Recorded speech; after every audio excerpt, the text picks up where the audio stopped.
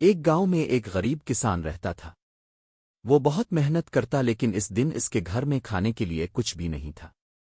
بچے بھوک سے رو رہے تھے اور کسان اداس ہو کر سوچ رہا تھا کہ آج کھانے کا بندوبست کیسے ہوگا۔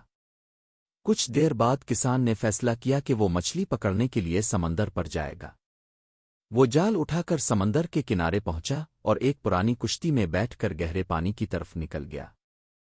سمندر کی لہریں زوروں پر تھیں لیکن کسان کے دل میں صرف یہی امید تھی کہ شاید کوئی مچھلی مل جائے اور اس کے گھر کا چولہا جل سکے۔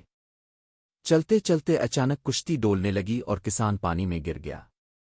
وہ پانی کے اندر ڈوبا تو اچانک اس نے ایک بڑی سیپی شیل دیکھی۔ اس سیپی کے اندر ایک چمکتا ہوا قیمتی ہیرا رکھا تھا۔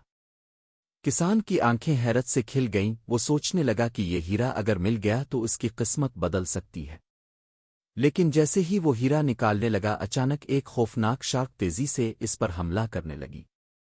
کسان ڈر کے مارے گھبرا گیا اور ہیرا لے کر بھاگنے کی کوشش کرنے لگا۔ شارک اس کے بالکل قریب آ گئی تھی کہ اتنے میں ایک ڈولفن نمودار ہوئی۔ ڈولفن نے کسان کو اپنی پیٹھ پر بٹھایا اور بڑی تیزی سے شارک سے دور لے گئی۔ کچھ دیر بعد ڈولفن نے کسان کو محفوظ طریقے سے ساحل پر پہنچا دیا۔ کسان کے ہاتھ میں ہیرا تھا لیکن اس کے دل میں ڈر اور خوف کے آثار اب بھی نمایاں تھے۔ وہ روتے روتے اپنے گھر لوٹ آیا اور اللہ کا شکر ادا کیا کہ